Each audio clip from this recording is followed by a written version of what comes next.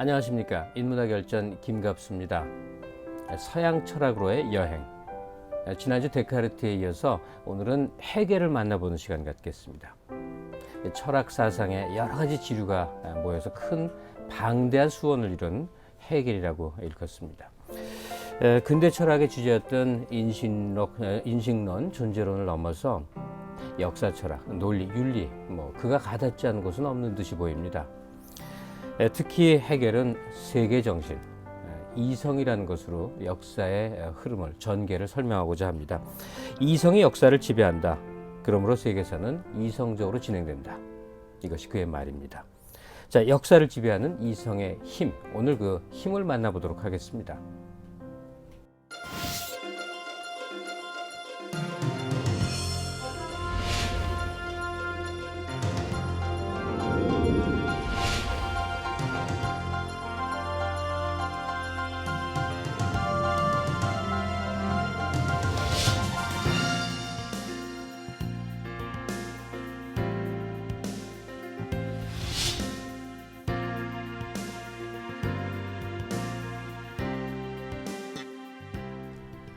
네, 인터넷상의 철학 카페를 운영하면서 대중들에게 철학을 가까이 하게 하고자 노력하는 분이죠.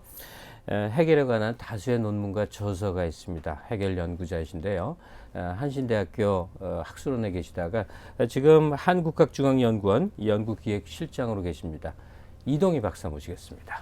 안녕하세요. 네, 안녕하십니까. 예. 네. 오늘 저 헤겔 철학에 대한 이제 안내를 받고자 모셨지만요. 네. 보니까 그 그리스 로마 신화에 대한 방대한 저서 번역도 하신 게 있고 네. 또 그리스 여행도 네. 자주 다니신다고요. 네. 그 사실은 그렇게 여행을 다니게 되고 그리스 로마 신화도 번역하게 된 계기가 사실은 헤겔 때문이었습니다. 왜냐하면 헤겔은 역사 철학에서 그 세계 정신이라는 게 동에서 서로 간다 그러면서 모든 서양 문화의 기원이나 출발점을 오리엔트 동양에서 두고 있기 때문에 그렇게 해석을 나갔습니다. 그래서 정말 그 말이 맞는지 안 맞는지 해결했던 얘기가 아닌지 한번 확인해 보려고 하는 그런 생각도 있었어요. 그래서 네. 한번 저도 동양 사람이니까 동양 사람 입장에서 한번 그 문화들을 한번 다시 답사를 해보면서 한번 또 제 식으로 한번 해석해 보자 이래서 가게 된 겁니다. 그렇군요. 네. 헤겔은 말이에요. 네. 뭐 좀 심각한 생각을 한다. 네. 뭐 철학이라고까지 할 네. 필요도 없습니다. 심각한 사람들은 다 일단 그에 대해서 선망을 하고 알아야 될 것 같고 그리고 또 막스라고 하는 그렇죠. 그 당시에 정말 너무너무 거대한 이렇게 생각해야 될 화두 이전에 헤겔과 이렇게 거쳐야 된다 이렇게 생각을 했었단 말이죠. 선생님의 이 헤겔과의 만남 그 동기는 어떻게 된 겁니까? 저는 사실은 저도 지금 선생님이 지금 말씀하시는 그 80년대 세대이기 때문에 80년대 같은 게 막스를 읽는다는 건 굉장히 위험한 일이었었어요. 그리고 실제로 막스를 읽기 위해서도 헤겔을 알아야 된다는 요구도 컸었고 막스를 직접 원전으로 접하기도 어렸었고 번역서도 없는 상태였습니다. 그래서 조금 안전한 뭐랄까 그 출발점이라고 할까 그래서 헤겔을 시작했던 그런 계기가 당시에는 많은 사람들이 그렇게 해서 시작을 했고 저도 사실 그렇게 시작을 했습니다. 그렇군요. 그 시대의 흐름을 정직하게 따라갔던 그런 분이시군요.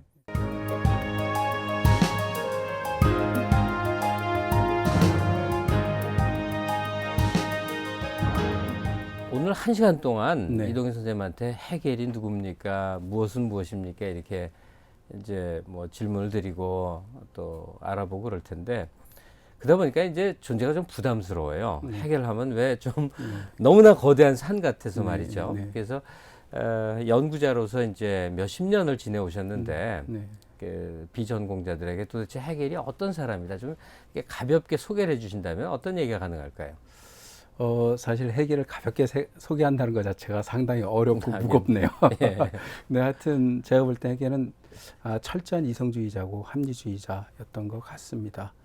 그리고 헤겔은 역사를 이성적이고 합리적으로 해석을 하면서 그 제가 봤을 때 그렇게 해석하게 된 계기가 인간의 어떤 그 자유에 대한 열망 때문이 아니었을까 하는 그런 생각입니다. 그리고 그렇게 그 인간의 자유에 대한 어떤 열망이라든지 그것을 그렇게 철학화하려고 하는 것은 프랑스 혁명이 해겔한테 상당한 영향을 줬던 것 같습니다. 그렇군요. 예. 근데 그 해겔이 말하는 인간의 자유에 대한 열망, 네. 이게 지금 우리가 알고 있는 자유랑 같은 의미로 들어도 되는 겁니까? 예, 뭐 그렇게 들어도 될 것 같습니다. 기본적으로 해겔은 예. 인간이 그러니까 프랑스 혁명 이전까지만 해도 법적으로는 인간이 자유하다라고 명시된 적이 없습니다. 예. 그러니까 인간이 신분이 당연하다고 생각했던 사회에서 인간은 자기 자신의 주인이고 자기의 권리를 갖고 그 다음에 자기의 운명을 스스로 결정할 수 있는 이런 것이 가장 객관적으로 명시되고 법으로 나타난 게 프랑스 혁명을 통해서입니다. 네. 그래서 해겔은 그것을 굉장히 그 높게 평가를 했고 자기 철학의 축으로 삼았습니다. 그러니까 지금 우리는 당연한 권리, 네, 인간이면 누구나 갖고 있는 당연하고 마땅한 지당한 권리라고 생각한 게 원래 그게 있었던 게 아니군요. 그렇죠. 왜냐하면 해겔 당시만 하더라도 예. 이게 해겔이 살던 독일조차도 그런 사회가 아니었습니다. 유럽에서는 처음으로 프랑스 혁명에 의해서 그렇게 됐었고 그때 당시에 독일은 사실은 300개 정도의 조그만 영주 봉건국가로 예. 갈라져 있었습니다. 거기에서 신분 사회가 아주 철저했었고요. 심지어는 농노가 있어가지고 미국 독립전쟁 뭐 이럴 때는 영주가 그 독일의 농노들을 팔아버리기도 했어요. 그런 걸 보면서 사실 해겔은 상당히 그런 점에 대해서 분노한 거죠. 예. 그리고 인간의 자유에 대해서 정말로 이게 좀 필요한 것이다. 그리고 철학해야 되겠다. 이렇게 생각을 했었고요. 그건 뭐 당시 해겔뿐만 그랬던 것이 아니고 음악가로는 선생님 음악 좋아하시는데 베토벤도 같이 공감을 했었고 예. 그다음에 귀에테도 마찬가지였었고요. 그래서 한 가지 그 에피소드를 좀 말씀드리면 당시에 나폴레옹이 독일을 쳐들어왔을 때 이 세 사람이 다 환영을 했어요. 자기 나라를 쳐들어온 나폴레옹을. 말하자면 적국의 수장인데. 그렇죠. 예. 환영을 했단 말입니다. 왜 그랬냐 하면 나폴레옹이 들고 온 게 바로 근대 시민법입니다. 네. 프랑스 혁명에. 그 근대 시민법을 들고 온 나폴레옹을 이 사람들은 찬양을 했고 이 나폴레옹에 의해서 봉건 그 영주 계급들이 깨져나가고 근대 시민사회로 독일이 갈 수 있겠구나 이런 기대를 걸은 거죠. 예. 그래서 이제 베토벤도 사실은 뭐 교향곡도 져가지고 사실 나폴레옹에 대해서 처음에 헌정도 하고 헌정됐다. 물론 나중에 이제 나폴레옹의 그 황제 득위를 예, 하니까. 황제 등이하고 네. 그다음에 나폴레옹의 어떤 개인적인 어떤 열망 이런 거에 실망을 해서 등을 돌리긴 했지만 당시에 그 지식인들의 어떤 그 고민상들이 그런 것이었고 그것이 이제 해겔이 왜 이제 철학을 하면서 자유를 중점으로 두는가 하는 그런 것도 설명이 되는 그런 배경입니다. 그러니까 시민적 자유와 권리의 예. 획득이라는 것이 네. 당대 큰 주제이자 고민거리였었군요. 예, 맞습니다.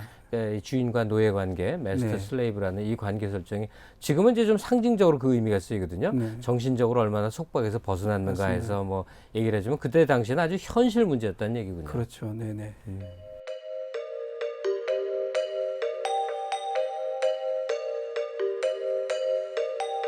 튜빙겐 학교에서의 해겔.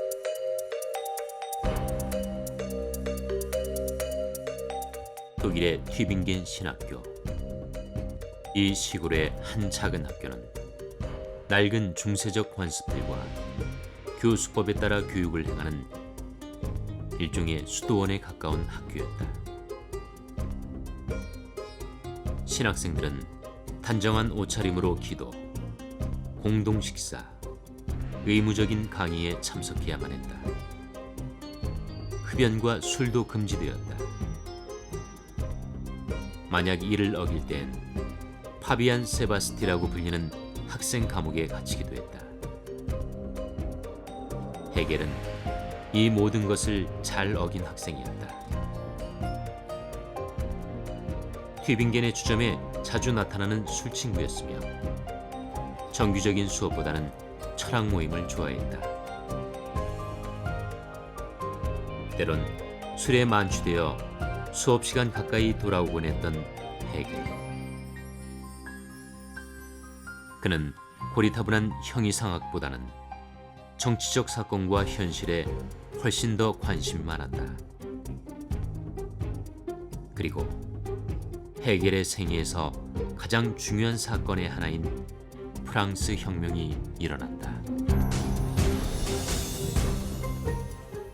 네, 많은 학자들한테 젊은 날의 해겔이 위로를 줄 것 같습니다. 술, 담배 좋아하는 예.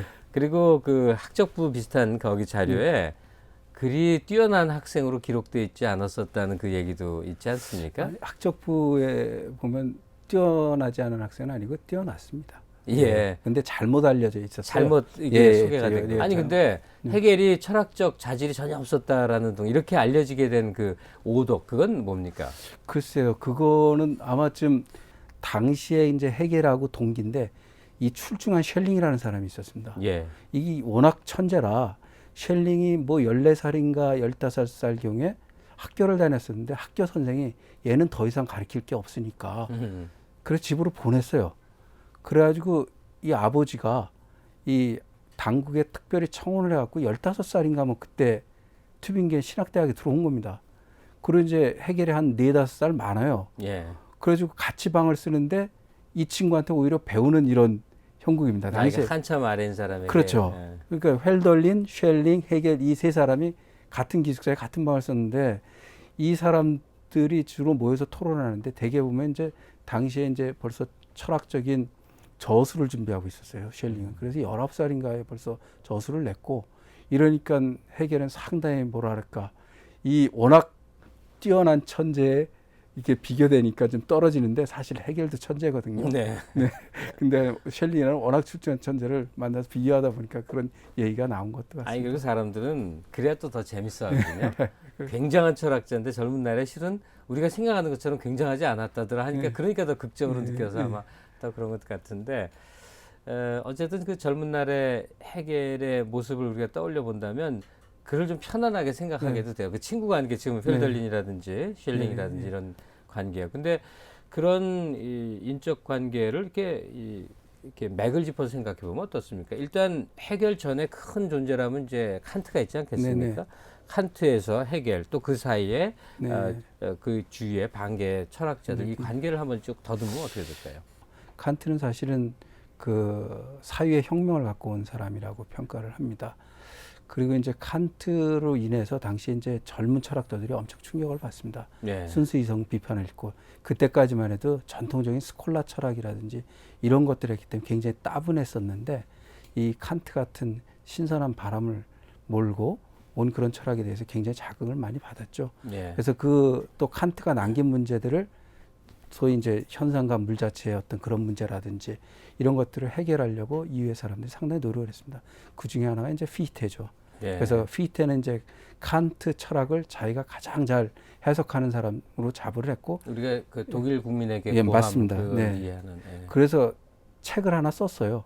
그 책이 근데 익명으로 나갔는데 그게 칸트가 말년에 쓴 걸로 사람들이 생각을 했었고 칸트가 그걸 해명을 해야 되는 처지까지 됐었죠. 아, 그래서 피히테가 유명하게 됐고 피히테는 이제 굉장히 가난한 학생이었는데 그것 때문에 피히테가 유명하게 되고 나중에 교수까지 되게 됐습니다. 피히테는 굉장히 영향력 있는 존재 철학자입니다. 아니었습니까? 예, 네. 맞습니다. 그래서 피히테는 칸트의 어떤 그 남겼던 문제를 주관적 관념론의 입장에서 풀었습니다. 그래서 세계와 그다음에 그 세계를 의식하는 어떤 의식 이런 사이에 균열이 있었는데 칸트 같은 경우에 피히테는 자아 개념을 통해서 자아 비자의 개념으로 그래서 세계는 이 자아에 의해서 만들어진 비아라고 생각하는 그런 측면에서 이제 그 문제를 해결하려고 노력을 했었고 우리가 이제 그런 측면에서 피히테를 주관적 관념론자라고 얘기를 하게 됐습니다. 예. 근데 이 피히테가 이 튜빙겐 대학을 또 가서 강연도 했었어요.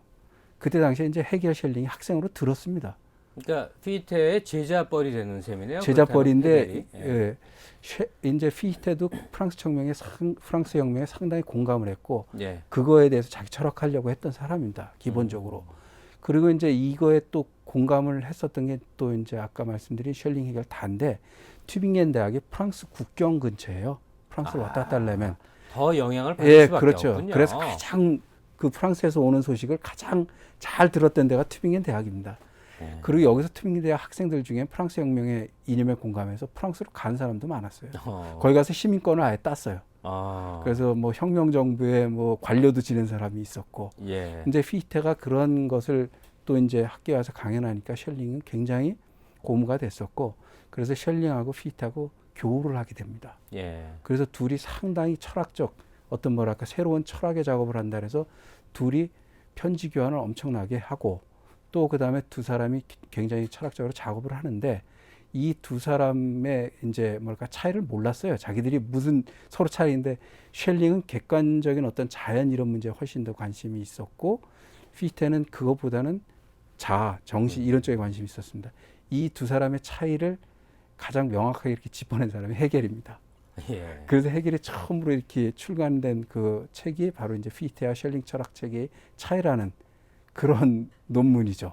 따지고 보면 자기 주변 사람 대상으로 논문 다 썼군요. 맞습니다. 그렇죠. 예. 지금 말씀을 들으니까 그 어마어마한 존재가 다 대학에서 같이 만나갖고 토론하고 뭐 술도 마시고 맞습니다. 뭐 싸움도 하고 친구 노릇하고 예, 예. 편지도 주고받는 그런 네. 사이들이 그렇게 네. 되는 거군요. 근데 그럼에도 불구하고 뭐 좀 약간 신화적 존재로 펠더린을 생각할 수도 있고 또 뭐 지금 거론된 이름들이 다 중요합니다만 그럼에도 불구하고 헤겔이 훨씬 더 우뚝하지 않습니까? 네, 네. 철학 사상의 전체적인 전개로 네. 보자면 뭐 비할 바 없이 네. 헤겔의 존재가 커 보이는데 그건 왜 그런 겁니까?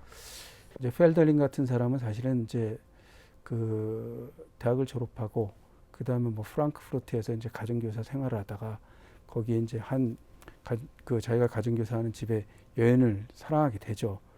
그래서 나중에 이제 미치게 되는데 이제 펠더린이 남기시는 지금도 독일 철학에 굉장히 커다란 영향을 예, 줍니다. 문학 쪽에서 펠더린을 많이 쳐다보죠. 지금 하이데거가 말년에 펠더린 시만 갖고 그거 갖고 철학적 작업을 했을 정도로 굉장히 있습니다. 예.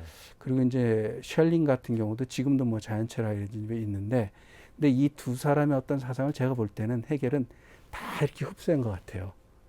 흡수를 하면서 이 사람은 어떤 면에서는 그걸 가지고 자기 철학 체계를 그냥 거대하게 이제 하나의 체계로 딱 완성을 시켜놓은 거죠.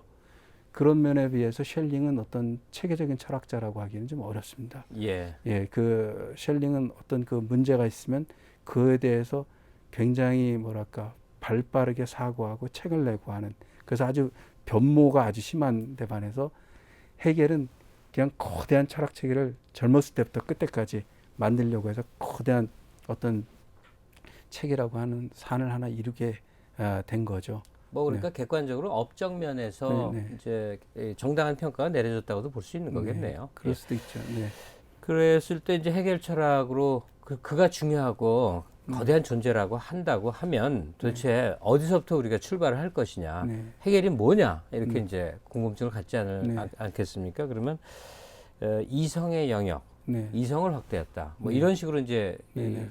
이렇게 접근해 들어가도 되는 거겠습니까? 예, 그 헤겔에 관심 있는 분들이 헤겔의 어떤 주조인 정신현상이나 논리학 이런 걸 읽으면 대부분 굉장히 실패합니다. 그래서 오히려 좀 가볍게 그리고 오히려 헤겔의 철학의 정신을 좀 더 잘 느낄 수 있다면 저는 역사 철학 강의 같은 역사 거를 철학 강의. 왜냐하면 역사를 통해서 헤겔이 상당히 그 뭐랄까 쉽고 그 다음에 자기가 하고자 하는 얘기를 분명하게 많이 드러내고 있습니다. 그래서 예. 역사 철학 강의를 읽어보면 나옵니다. 거기에 이제 아까 선생님 말씀하신 중요한 그 뭐랄까 태제인 이제까지 역사가 이성적으로 진행해 왔다. 그리고 그 역사를 이성이 지배한 역사를 내가 이제 이 철학을 통해서 한번 밝혀보겠다 해서 쭉 합니다. 그래서 이제 그런 거를 한번 헤겔의 시선을 따라가면서 쭉 읽으면 헤겔 철학에 대해서 자기도 모르게 이해를 갖게 될 거라고 저는 생각을 합니다. 변증법이라는 게 네. 역사 철학 강의의 전개 속에서 파악될 수 있는 겁니까? 예, 그렇죠. 왜냐하면 변증법이라고 하는 것 자체가 이제 역사 철학에 등장을 합니다. 예. 그런 식으로.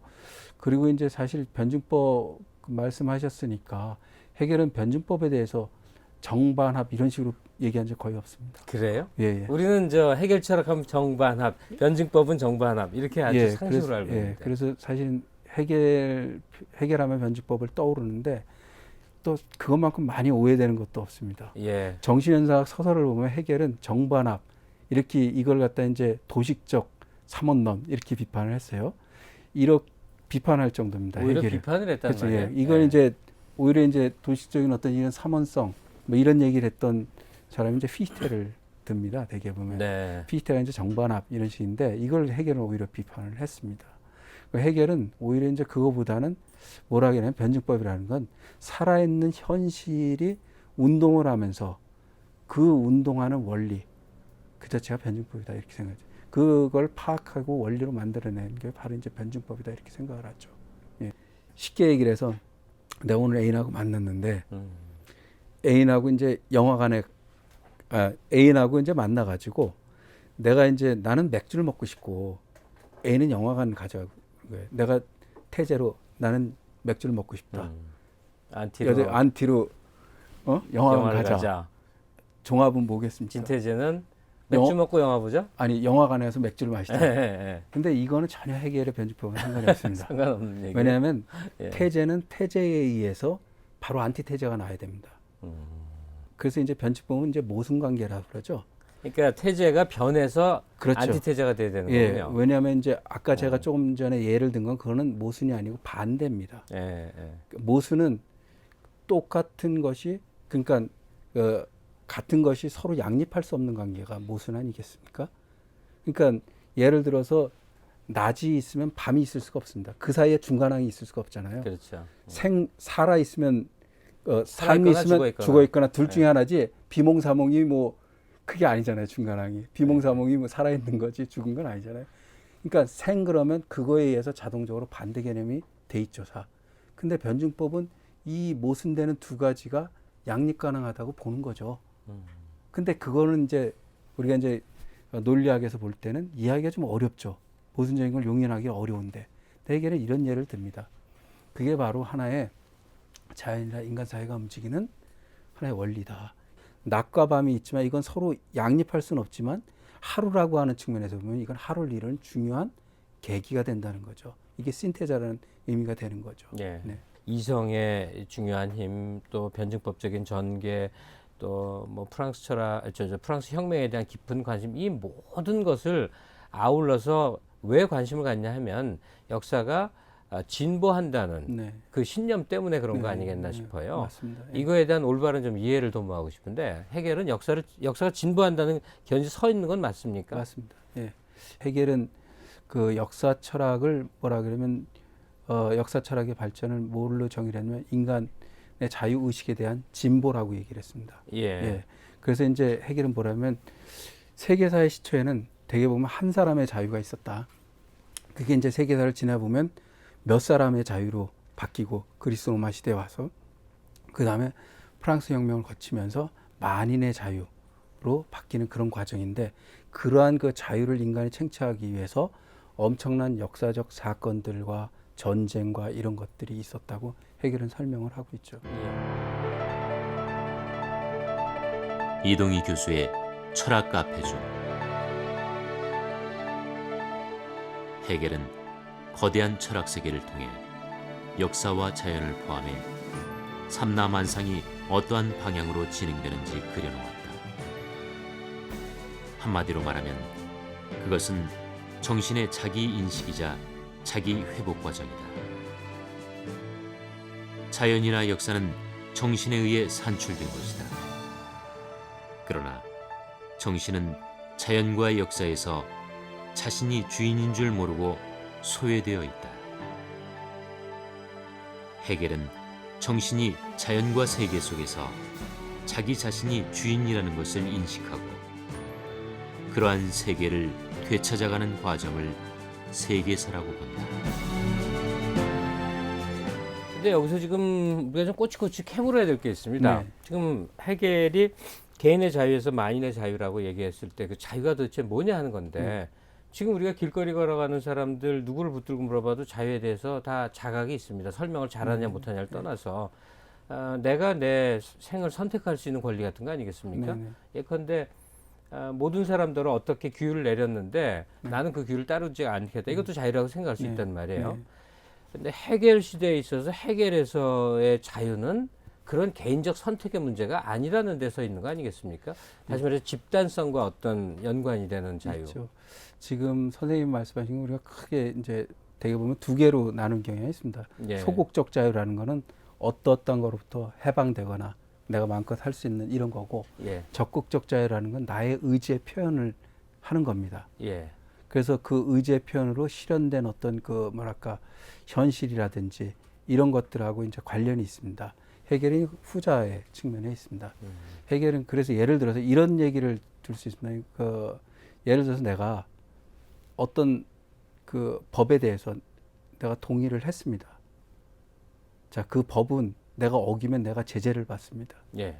그럴 경우에 그거는 나의 자유의 제한입니까? 자유의 확대입니까? 내가 동의한 법이니까 그렇죠. 그 법에 의해서 제재를 받는 게 자유의 확대군요. 그렇죠. 논리적으로는 그렇군요. 그렇죠. 말하자면. 해결은 그렇게 보는 겁니다. 아, 왜냐하면 그건 내가 의지가 그렇게 하겠다고 한 거니까 그 의지가 실현되는 거니까요. 이건 해결의 생각, 해결의 생각이라고 하기보다도 더 오리지널한 루소의 생각입니다, 사실은. 장작 루소. 루소가 그렇게 생각합니다. 예.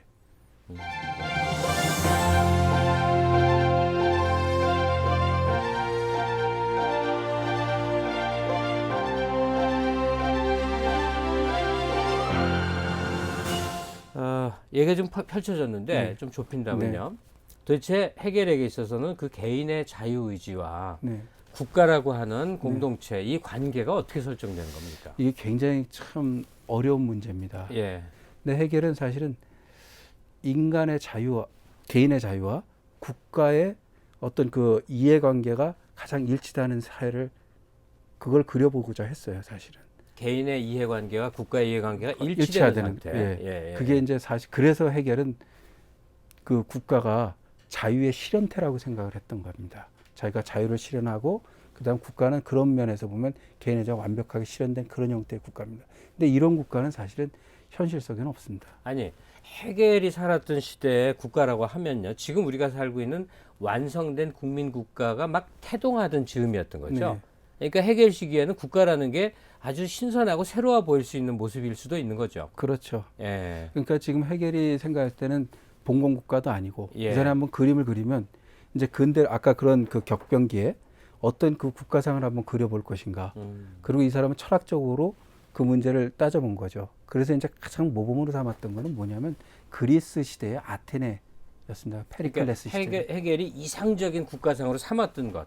그렇죠. 그게 아테네란 말이군요. 아테네죠. 예. 그러니까 아테네 같으면 이제 직접 민주주의가 됐고 그렇죠. 시민의 이해관계와 국가의 이해관계가 일치됐던 그런 시대입니다. 예. 해겔에게 있어서는 한 개인 구성원보다 더 중요했던 거는 국가라는 전체 이렇게 생각해도 맞습니까? 그거는 잘못된 겁니다. 왜냐하면 잘못 이해된 겁니까? 예, 국가라고 하는 것이 개인을 다 떨어져서 그 자체로 하나의 실체화되거나 이런 것은 해결은 저는 그렇게 보지 않았다고 그렇다면 생각합니다. 잠깐요. 네. 한 개인은 전체를 위해, 전체는 개인을 위해. 이거는 해겔 입장에서 그렇죠. 맞습니까? 네, 맞습니다. 사실은 지금 전체주의 국가라고 할 수는 북한이 그런 강령을 많이 내세운단 말입니다. 예. 해결은 그래서 네. 법철학 보면 이제 가족이라고 하는 개념을 쭉 분석하고 시민사회를 분석을 합니다. 예. 시민사회 같은 경우는 이제 자유 시민적 권리인데 예. 이거보다 더 높은 단계의 국가를 듭니다. 그거를 다 거친 과정이 국가입니다. 예. 그러면 우리가 아주 자칫하다가는 오해하기 쉬운데 해겔이 국가주의자다. 이게 해겔 비판의 한 중요한 요소인 것 같아요. 네, 네.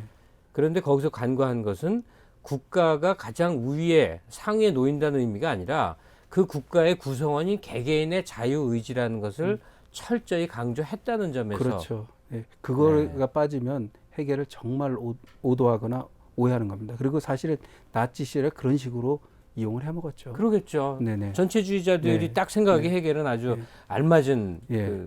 그렇죠. 뭐 이념적 지주 아니겠습니까? 그러니까 이 사람이 워낙 거대한 철학자이기 때문에 사실은 필요한 데다 갖다 필요한 데 쓰는군요. 쓰는 그런 경우가 있습니다. 예. 이런 건 조심해야 되는데요. 예.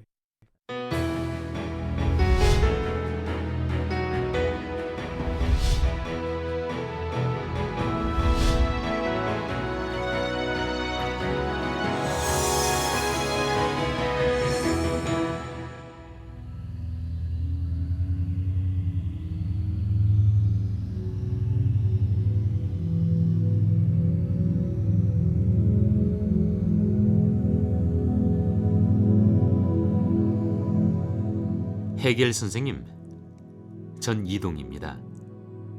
해겔 선생님의 철학을 연구하는 학자입니다. 이동희 선생, 안녕하시오. 그런데 독일과는 먼 지역인 한국에서 저를 연구한다니 매우 반갑습니다. 네, 선생님은 한국에서 가장 많이 연구되는 철학자이십니다. 선생님에 대해서는 다들 한마디씩 하지만 정작 선생님에 대해 잘 모른다는 생각이 듭니다. 솔직히 저도 여러 가지 점에서 선생님을 만나면 묻고 싶었던 질문이 있습니다. 동양에 대해 선생님이 써놓은 글들은 상당히 비판적입니다. 선생님의 시각이 유럽 중심주의라는 생각이 드는데요. 저는 역사를 자유의식의 진보라고 생각했습니다. 당시 제가 읽은 중국은 황제 1인이 지배하는 그런 나라였지요. 인도에서는 비인간적인 카스트 제도가 지배했고요. 그래서 저는 동양을 비판했던 것입니다. 당시 자유가 가장 객관적으로, 다시 말해 법적으로 실현된 나라들은 유럽밖에 없었지요. 그래서 그렇게 해석할 수밖에 없었고요. 신분 계급 사회인 당시에 역사를 자유의식의 진보라고 본 점에서 선생님은 상당히 시대를 앞서간 분이라고 생각합니다. 그러나 선생님이 주장한 역사의 법칙은 앞서간 사회가 그렇지 못한 사회를 침략할 수 있는 제국주의의 논리로도 사용될 수 있습니다. 그럴 수도 있겠지요. 그러나 내가 역사 해석을 통해 강조하려 했던 것은 불합리한 권력에 의한 억압으로부터 벗어나 인류가 만인의 자유로 나아가야 한다는 점입니다. 전 그것이 이성적이고 합리적이라고 생각합니다. 선생님은 모르시겠지만 요새 각광받고 있는 철학자 중에 질 들레즈라는 사람이 있습니다. 변증법은 대립을 이야기하지만 결국 동일한 것으로 귀결되지 않습니까? 그래서 차이와 타자의 여지를 별로 남겨놓지 않은 것 아닌가요? 저는 변증법을 통해 차이와 타자를 인정하고자 했습니다. 그러나 차이와 타자만 이야기하면 우리는 상대주의적이 되는 것 아닐까요?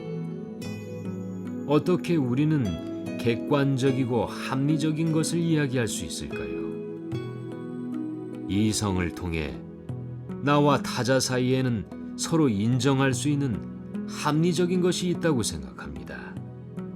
변증법은 그러한 것을 지향합니다. 선생님, 그래서 선생님을 프로이센 국가의 어용 철학자로 보는 사람도 있습니다. 또 열린 사회의 적으로 보는 사람도 있죠. 제 법철학을 잘못 읽은 사람들이 그런 생각을 합니다. 저는 개인의 자유와 국가가 일치되는 그런 사회를 그렸습니다. 프로이센 국가는 그런 국가가 아닙니다. 아마도 그런 사회는 노예제를 기반으로 한 것이지만 페리클레스 시절에 아테네에서 잠깐 있었고 그 이후로는 없었습니다. 선생님에 대한 후대의 비판이 좀 언짢으신 건 아닌지요? 우리 철학사가 비판을 거쳐 새로운 철학의 대발견이 있지 않았습니까? 그런 비판이라고 이해해 주시기 바랍니다. 물론입니다.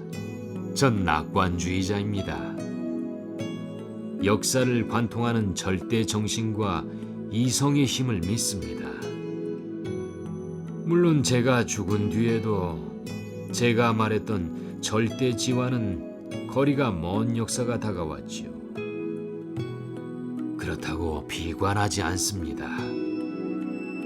역사는 발전합니다. 네, 이성이 역사를 지배하고 그것을 실천하는 인간이 중요한 것 같습니다. 그리고 발전하는 역사의 수레바퀴 아래 깔리는 약자의 고통과 신음도 잊어서는 안 될 것 같습니다. 선생님이 돌아가신 후 제자들이 불을 피우지 않은 횃불에다 검은 천을 감아서 들었습니다. 저도 그때라면 검은 천을 감은 횃불을 들고 장례 행렬을 따라갔을 겁니다. 앞으로 선생님의 철학을 발전시키는 것은 저 같은 후학과 제자의 몫일 테니까요. 참 선생님, 바로 옆에 피이태 선생께서 묻혀 계신다죠? 아, 네. 제가 가장 존경하는 분이지요. 우리 둘 다 잘 지내고 있습니다. 때론 철학적 논쟁도 벌어진다니까요. 이동희 선생도 끊임없이 논쟁하십시오. 철학은 사유와 비판에서 발전된다는 생각입니다. 네, 인문학 말을 걸다. 이동희 박사하고 헤겔 두 분이 정겹게 대화를 한 게 아니라 머리 위로 공중전 비판에 이제 화살이 좀 오고 가고 그런 면도 있습니다. 선생님, 저 프로이센의 어영학자라는 말도 있습니다. 뭐 이런 얘기들이 말이에요. 헤겔이 그 동양사회, 아시아권을 어떻게 본 겁니까? 그러니까. 그 제가 이제 헤겔의 그 뭐 비판적인 그 관점에서 좀 헤겔을 보자면 사실 동양사회를 상당히 헤겔은 낮게 평가를 했어요. 예. 그래서 이제 그 중국은 1인 황제가 지배하는 사회다라고 예. 생각을 해서 이 사람은 1인 황제가 지배하지만 그 1인의 자유를 인정해줄 또 다른 자유인이 없기 때문에 그거는 진정한 그 자유가 아니다. 이래가지고 이 사람은 세계사의 시초에 들었다가 안 들었다가 이런 식으로 평가를 합니다. 아시아적 정체성이라는 게 헤겔 얘기까지 예. 다 할 수가 있는 네, 건가요? 아시아적 정체라고 얘기합니다. 예. 중국은 역사가 있지만 그 역사는 정체된 역사라고 헤겔은 얘기를 합니다. 중국은 자연으로부터 못 벗어난 그 정신 상태고 사회 구조다 이렇게 얘기합니다. 이게 자연이라는 말이 요새는 좋게 들리는데 당시에는 자연은 얘기겠죠? 미개고 예. 그 다음에 이제 사회 구조를 보면 황제가 되는 거는 헤겔이 볼 때 이게 혈연에 의해서 정해지는 거 아닙니까? 그렇죠. 세습되는 거는. 세습되는 거. 예. 이 혈연은 자연적인 어떤 그 상태의 권력 구조입니다. 근데 헤겔이 볼 때는 이렇게 가면 안 되고 이 사람이 그리는 거는 이성과 합리성에 의해서 구성되는 그 사회야말로 진짜 우리가 긍정할 수 있는 사회고 이건 정신이 만든 사회다. 예. 그렇게 생각하는 거죠. 근데 그런 상태로 보면 아직 자연이 만든 그 상태에서 못 벗어난 그런 상태라고 봅니다. 그래서 헤겔은 자연을 상당히 낮게 평가를 합니다. 더불어서. 그래서 그런 점에 대해서는 오늘날에 상당히 헤겔이 비판을 받고 있고. 아니 근데 네. 뭐 환경 문제라는 게 대두되기 훨씬 전이니까 그건 그가 이제 자연적 상태라고 하는 것이 인간의 이성이 발현되기 이전 상태다 해서 비판했다는 얘기 아니겠습니까? 그리고 이제 아시아 지역이 그렇다는 것. 혹시 이게 뭐 서구 추정주의적 사상일 수도 있습니다만 헤겔의 그런 관점이 꼭 틀린 것이냐 이런 문제제기 할 수 있지 않습니까? 네. 서양 우위의 천년 역사를 좀 받아들여야 될 필요가 있지 않겠나 싶고 왜 서양이 우위에 서 있는 천년이었던가를 아주 냉정하게 볼 필요가 있지 않겠나 싶어요. 왜냐하면 그 전 역사로 흘러가면 분명히 아시아권, 특히 중국에 의해서 압도적인 문명적 우위를 보여왔던 것인데 왜 그것이 뒤바뀌는 역전 현상이 있었겠는가 뭐 이런 등등 말이죠. 이런 걸 얘기할 수 있겠어요. 헤겔에 좀 영향을 많이 줬던 마크스도 인도를 보면서 그런 얘기를 합니다. 마크스는 이제 역사 발전의 필연성을 긍정한 사람 아니니까. 그렇죠. 그러면서 뭐라고 얘기하냐면, 야, 인도인이 영국인들의 말발굽에 짓밟히는 나의 마음을 아프게 한다. 근데 역사 발전의 필연성을 생각하고 그 앞에서 나는 괴테의 시를 읊을 수 있다. 이렇게 얘기를 합니다.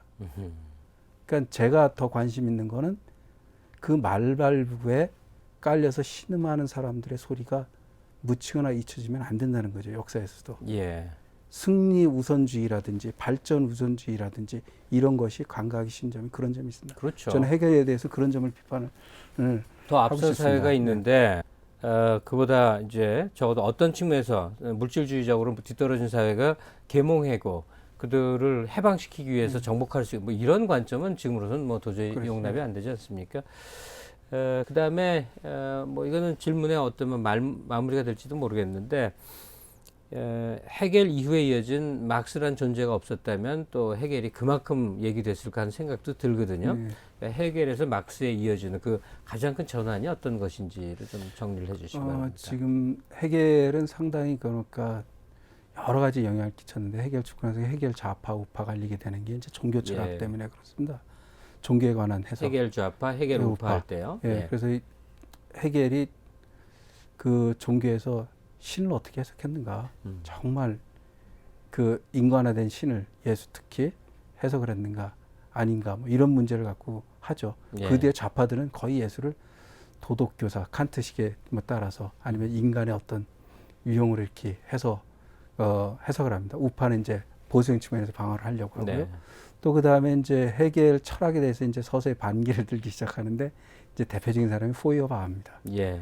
포이어바 같은 경우에는 해겔에게서 베를린에서 한 2년 정도 그 뭐랄까 수학도 했었죠. 강의도 듣고. 아, 제자뻘 제자죠. 있군요. 실제로 예. 강의를 들었고 해겔에 예. 상당히 존경심을 갖고 있었어요. 당시에. 예. 포이어바가 이제 사실 종교 비판을 했는데 그걸 더 정리한 게 이제 막스가 이렇게 예. 정리한 거고요. 예. 근데 종교 비판뿐만 아니라 이제 포이어바는 해겔 철학의 어떤 관념론적인 거를 뒤집으려고 했죠. 유물론으로. 예. 그래서 이제 감성적 유물론이라고 그러죠. 그래서 이제 이 사람은 철저하게 피와 살이 도는 인간, 유물, 의식이 아니라 해겔이 아니라 이걸 강조하게 됩니다. 이 포이어바가 당시에 이렇게 강조하고 또 그 다음에 이제 종교 비판을 행합니다. 그래서 종교 비판서를 쓰고 기독교의 본질, 그 다음에 이 사실 기독교의 본질에서 종교 비판은 그 당시에 권력 비판입니다. 예. 그렇겠군요. 정치 비판입니다. 그렇겠군요. 예, 그래서 그 종교 현상이 아니죠. 종교 더? 현상이 아닙니다. 어. 종교 현상 거기에 다 이데올로기가 있었던 거죠. 그걸 예. 비판하고 뒤집으려고 했었고 해겔의 그 의식 관념도 뒤집으려고 했었죠. 그래서 이 사람이 철학을 개혁하려고 했었어요.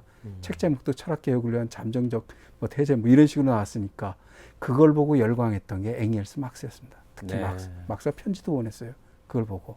그래서 막스가 이제 그 법철학 해겔 법철학 공부하면서 당시에 가장 그 자기가 중요하게 막 도움을 받았던 그 책이 바로 이제 포이어바 책입니다. 예. 그리고 이제 막스는 이제 종교 비판은 아예 포이어바로 인해서 끝났다. 그 다음부터 자기가 할 수 있는 게 철학, 그 다음에 정치, 경제 비판을 간다. 이렇게 생각을 했던 거죠. 그런 이 과정들로 연결이 돼 있고 그럼에도 불구하고 이제 막스 같은 경우에는 포이어바를 전적으로 따르지는 않습니다. 그러니까 포이어바에 있어서 유물론을 드리고 종교 비판을 받아들였지만 뭐라고 비판하면 포이어바의 태제는 포이어바의 유물론은 너무나 정적이다. 네. 정태적이다. 이건 역사의식이 결여된 건데 해겔의 관념론을 보면 인간의 의지의 활동, 그 다음에 역사의식 이런 것들이 상당히 능동적이잖아요. 인간 예. 그거를 받아들입니다. 그래서 이제 막스는 그래서 해겔의 변증법에서 그런 것을 취하게 되죠. 그래서 이제 해겔이 자본론 서문에서도 막스가 자본론 서문에서도 해겔을 죽은 개 취급할 때 자기는 해겔 변증법에 그 뭐랄까 옹호자처럼 이렇게 나서게 되고 해겔의 어떤 속알맹이 핵심을 끄집어내는 게 자기 일이었다 이렇게 얘기도 하게 되는 계기가 되는 겁니다. 예. 바로 그런 것 때문에 인류 역사가 또 요동을 치게 되고요. 그렇죠. 예. 네, 네. 참 거대한 존재들의 거대한 역사의 기록들입니다.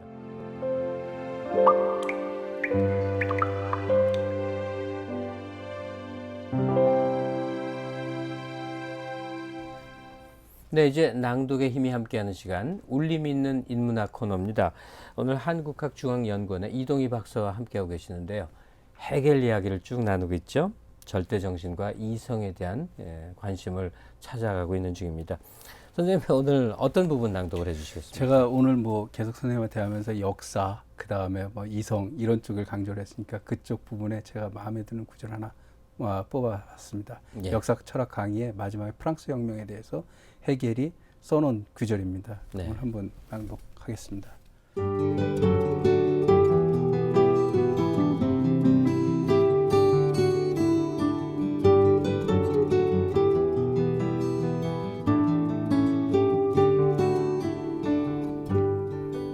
태양이 창공에 자리 잡고 유성이 그 주위를 운행하게 된 지가 오래인데 인간이 머리 위에 즉 사상 위에서 사상에 의해서 현실계를 구축할 수 있게 되었다. 해겔은 그의 역사 철학에서 프랑스 혁명을 찬란한 동토울음에 비유했다. 그리고 그것을 모든 사유하는 존재가 함께 축하했던 세계사적 시기로 특징지었다. 네, 낭독해 주신 부분 잘 들었습니다만 이건 뭐 해설이 필요할 것 같은데요. 네. 그 사실은 제가 오늘 선생님하고 나눈 그 얘기 중에 어떤 핵심적인 어떤 구절이라고 할 수 있습니다. 그러니까 프랑스 혁명을 해겔은 세계사의 어떤 동이터 오는 시기로 봤는데요. 그렇게 본 이유는 프랑스 혁명을 통해서 비로소 인간이 자유하다는 게 객관적인 법으로 명시되었기 때문입니다. 예. 헤겔 입장에서는 그 당시에 또 유럽 지식인들은 프랑스 혁명에 의해서 영향받은 바가 굉장히 컸군요. 굉장히 큽니다. 예. 네. 톨스토이 같은 사람은 헤겔 철학을 모르는 사람하고는 말도 하지 마라, 말도 섞지 마라, 뭐 이렇게까지 얘기했다고 그러는데요. 예, 두루두루 아울러서 헤겔을 사유해야 되고 헤겔을 읽어야 될 어떤 필연성이 있으면 정리를 좀 해주시기 바랍니다. 예, 오늘날 우리가 헤겔을 읽으면서 중요하게 생각해야 될 것은 헤겔이 옹호하고자 했던 인간의 자유입니다. 예, 역사 철학에 대한 어떤 해석 또 혹은 그에 대한 어떤 비판을 할 수 있습니다. 그러나 헤겔이 역사 철학을 통해서 해석을 하면서 옹호하고자 했던 것은 인간의 자유였습니다. 그러한 인간의 자유를 옹호하지 못한 헤겔의 철학적 노력, 이것은 우리가 한 번쯤 오늘날에도 새겨봐야 될 대목이 아닌가 싶습니다. 네. 그리고 그 자유는 조금만 방심하면 또다시 족쇄에 채워지고 하기 때문에 헤겔을 통해서 자유를 인간이 획득해 나간 그 과정을 상기해보고 하는 것은 상당히 의미가 있겠다 생각이 드는군요. 예, 오늘 굉장히 어려운 내용인데 저도 더듬더듬 찾아갔습니다만 그래도 맥락에서 많은 부분 이렇게 얻어들은 바가 있습니다. 저희 시청자 여러분들도 그러리라고 믿고요. 오늘 이동희 박사와의 시간 보람 있었습니다. 고맙습니다. 네, 감사합니다.